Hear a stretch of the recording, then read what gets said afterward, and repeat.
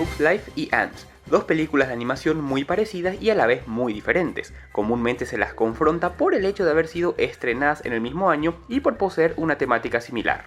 Ambas de 1998 nos introducen en el diminuto mundo de los insectos, específicamente de las hormigas. Estas dos películas, propias de una época en la que la animación 3D aún estaba siendo descubierta, son excelentes ejemplos de lo que una buena dosis de creatividad y visión artística pueden lograr. Si así como yo crecieron en la década de los 90, es muy probable que hayan pasado un buen rato con una de estas películas o incluso con ambas, pero lo que evidentemente de pequeño nadie notó es que también tenían una interesante narración para el público adulto. Me estoy refiriendo al discurso político implícito en los respectivos argumentos de estos dos largometrajes. Sí, ya sé que me van a decir, George, que te fumaste esta vez, pero permítanme exponer mi punto, ¿está bien? Empecemos con Ants, u hormiguitas como la conocemos en América Latina. Producida por la DreamWorks Animation y teniendo como protagonista al gigante de Woody Allen, esta película nos cuenta la historia de Zeta, una hormiga neurótica e insegura que atraviesa una crisis personal en busca de su sentido trascendental en la vida, lo que por supuesto contrasta con los ideales del hormiguero en el que vive, donde cada miembro tiene una labor específica asignada desde su más tierna edad.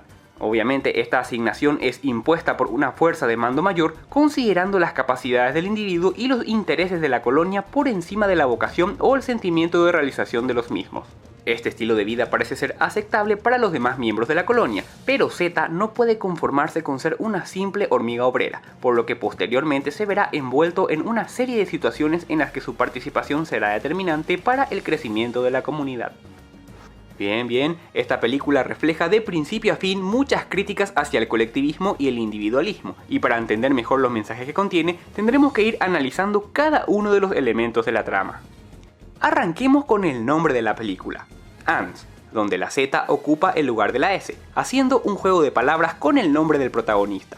Pero, ¿por qué es esto tan importante? Bueno, todo parte de la estructura con la que se sostiene la colonia. El gobierno es una monarquía ejercida por una reina conservadora. Por debajo de ella están los altos mandos militares que representarían a la clase alta. Y muy por debajo se encuentran las hormigas obreras en representación de la clase baja a la cual Z pertenece. No olvidemos que la Z es la última letra del alfabeto, por lo que se subentiende que el protagonista se encuentra en el último lugar dentro de este sistema jerárquico. Siguiendo este razonamiento llegamos a lo que es una de las escenas más interesantes de la película, que es cuando Zeta conoce a la princesa Vala.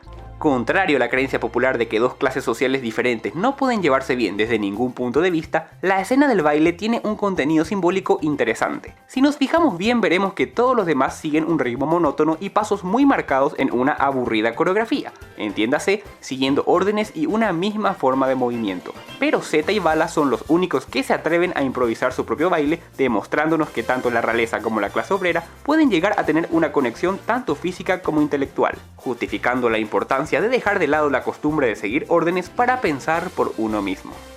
En ese sentido, Zeta representa el individualismo, una corriente filosófica que defiende los intereses y necesidades del individuo en contraste con el colectivismo, representado por el general Mandíbula, quien permanentemente sostiene que el bien de la colonia debe primar por encima del bien individual. En este contexto, Zeta se encuentra insatisfecho con su vida, se niega a aceptar su realidad y piensa que sus propios intereses son más importantes dentro de una comunidad que no le da valor al pensamiento individual. El general Mandíbula, en cambio, considera a la clase obrera inferior a la clase militar y a la reina como una líder débil responsable de la poca cohesión social existente en el hormiguero, por lo que, fiel a su ideal colectivista, planea hacerse con el poder para implantar el totalitarismo, eliminando tanto a la reina como a la clase obrera. En este punto debemos también analizar la estrategia militar del general Mandíbula, que para lograr su objetivo primero envía a la totalidad de las tropas leales a la reina a una guerra perdida, y donde al final Zeta volverá a recibir el llamado del pensamiento individual cuando Barbatus le aconseja no seguir órdenes sino pensar por sí mismo. Zeta posteriormente desarrollará un espíritu anarquista y partirá en busca de Insectopía, una clara referencia a la clásica utopía planteada por varios pensadores como Tomás Moro. Lo llamativo de la decisión de Zeta es que también influye en las demás hormigas obreras, quienes hacen un primer levantamiento a la revolución a través de una huelga, reclamando la libertad de elegir libremente los roles impuestos de manera arbitraria desde el nacimiento. Esta manifestación termina cuando el general Mandíbula, haciendo gala de su maestría política, se dirige a las hormigas obreras desacreditando a Zeta y prometiéndoles mejores tratos en el futuro, lo que bien podría entenderse como una representación ambigua de la retórica de la prevaricación.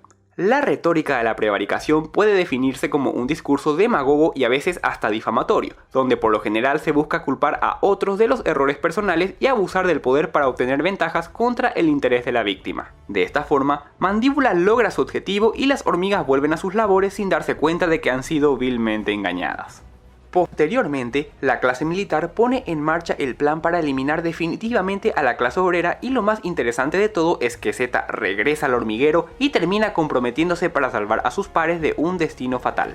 De esa forma, la voz que llamó a la anarquía y promovió la desobediencia y el pensamiento individual es la misma que termina unificando a todas las hormigas para alcanzar la anhelada revolución. A partir de aquí, el mensaje puede entenderse de muchas formas, pero una interpretación personal considera la importancia del individuo como tal, ya que sin él, la colectividad no se sostiene. Bien, ahora tenemos la otra parte de este video. A Bug's Life o Bichos, una aventura en miniatura. Es una película de Disney Pixar que nos propone una oscura reinvención de la clásica fábula de la cigarra y la hormiga. Si bien A Bug's Life es menos compleja que Ants y mucho más accesible al público infantil, igualmente posee una doble interpretación. Bichos nos cuenta la historia de una colonia de hormigas que cada año es asaltada por un grupo de saltamontes que les exigen comida. Por supuesto, el tono cómico de la narración deja implícita la lectura política de esta historia. En esta película, las hormigas nuevamente representan al proletariado, mientras que los saltamontes representan a la clase opresora. Los saltamontes mantienen a las hormigas bajo su control mediante el miedo, ya que son muy conscientes de la desventaja numérica entre ambas especies, y esto se evidencia en el perturbador discurso de Hopper cuando este expone que las hormigas deben vivir permanentemente hostigadas para ser productivas. Todo esto se traduce en perpetuación de las clases sociales, explotación de los trabajadores y por sobre todo, el temor de la clase dominante ante la certeza de que si la clase obrera descubre que son más numerosos y por ende más fuertes, la revolución será inevitable.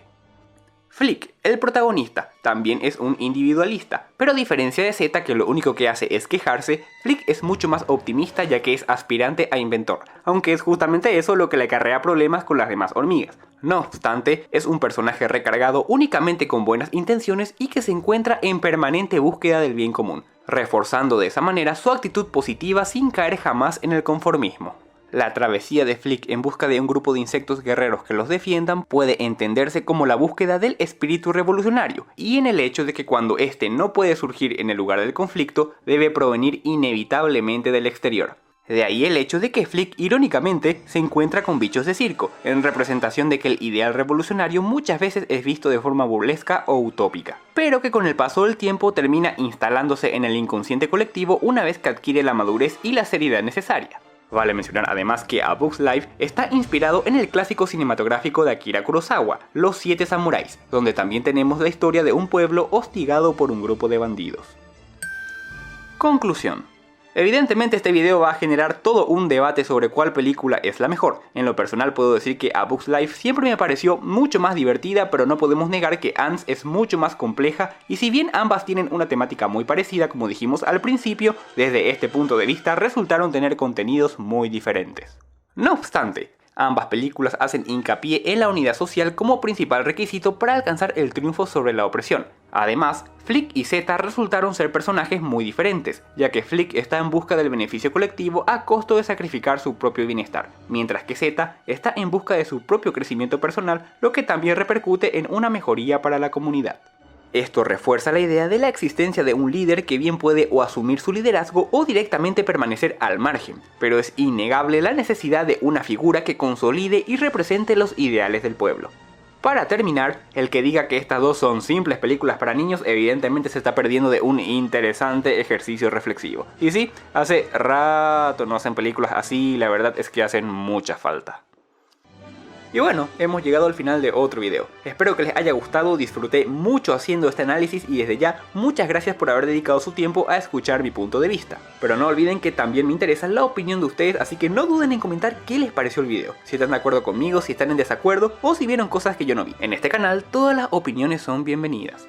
Recuerden que también me pueden seguir en las redes sociales que aparecen en pantalla, como siempre los links en la descripción. Yo me llamo Jorge Luis Jiménez, Jiménez con J, y esto fue El Baúl de George. Me estoy retirando, así que nos vemos la próxima. Un fuerte abrazo, que estén bien.